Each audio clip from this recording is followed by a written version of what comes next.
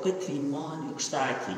E quando nós olhamos para aquilo que foi Bento Coelho da Silveira, aquilo que ele representou, aquilo que tantos outros representaram, temos aqui esta igreja que milagrosamente conseguiu resistir ao terremoto, é o nosso dever. Ou seja, nós não temos outro dever. O dever é realmente manter este património, porque a primeira responsabilidade da política é de cuidar.